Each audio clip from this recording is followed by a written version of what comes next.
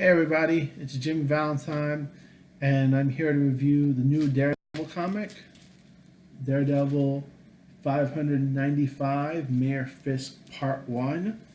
Um, I have, I'm going to do a non-spoiler review and then a more in-depth spoiler review and show some panels on the screen at that point. If you just want to get a quick recommendation for this, it's really good. It's probably the best thing Marvel's produced in this decade. It's very succinct, it's very satisfying, and it's definitely if you've enjoyed the Marvel Netflix series. I know they've stumbled a bit with Iron Fist, which was kind of a mess. Could have been a really good 6-episode miniseries. And with the Defenders, because they were cheap with the Defenders, but if you really have loved Luke Cage or Jessica Jones or Daredevil itself, this is perfect for you. It's a great entry point for this comic.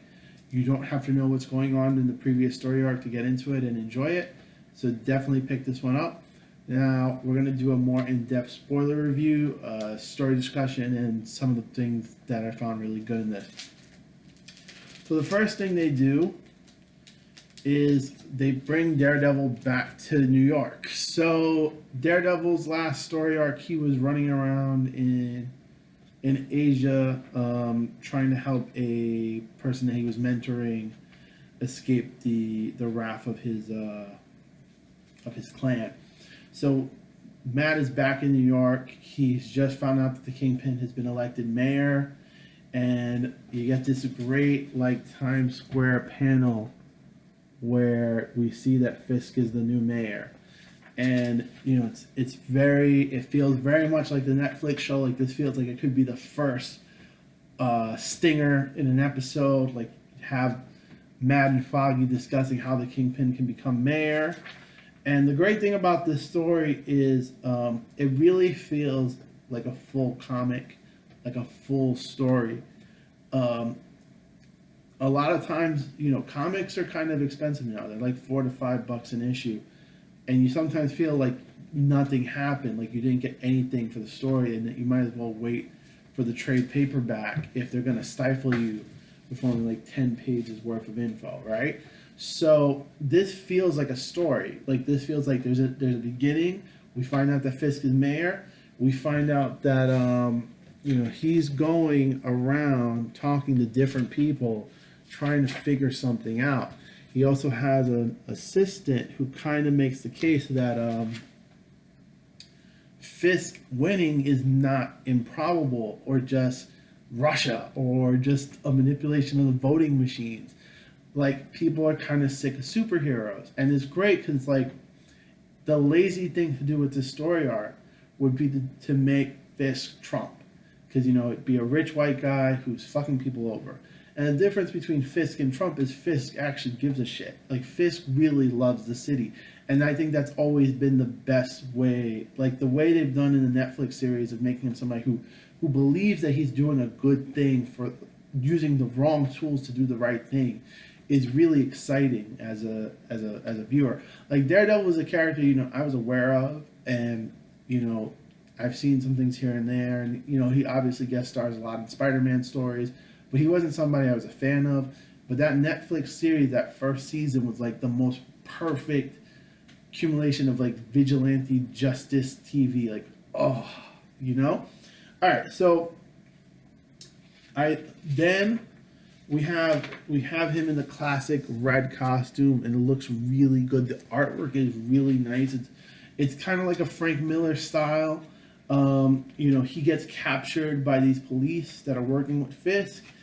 And then we have this big, let me find it right here. We have this big confrontation with Fisk. And it's good because it's not like a fist fight. It's kind of this debate of ideas, which is really nice. You get this idea of Fisk is saying, hey, the city chose me to save it. I'm going to provide them with safety and order and make things better for them in a way that you can never do, that your costume friends could never do. And it's really nice. It's you could have made this story really cheap Now, the thing is with politics, people feel so much passion, they feel so much anger and anxiety on the left and the right, and it's like at some point it all just becomes noise and static, and it's not useful discourse anymore. So, and that's been kind of Marvel's like Achilles heel. It's been the kind of thing that's kind of poisoned the comics. It's like instead of working on making great stories with black characters or female characters, they've kind of done political story arcs which don't they haven't resonated with leftist readers, and they haven't resonated with traditional comic book readers. And there hasn't been a great story arc for Marvel in this last few years, and it's been a shame because they've created so many interesting film properties and television properties, but there hasn't been a great literary run for Marvel. And this has the promise of being a good literary run because you have, again, a beginning, middle, and ending. Like, this feels like an episode of the series. Like, this could have been the premiere episode of next season of Daredevil, where he finds out that Fisk has become mayor and he confronts him and then he escapes.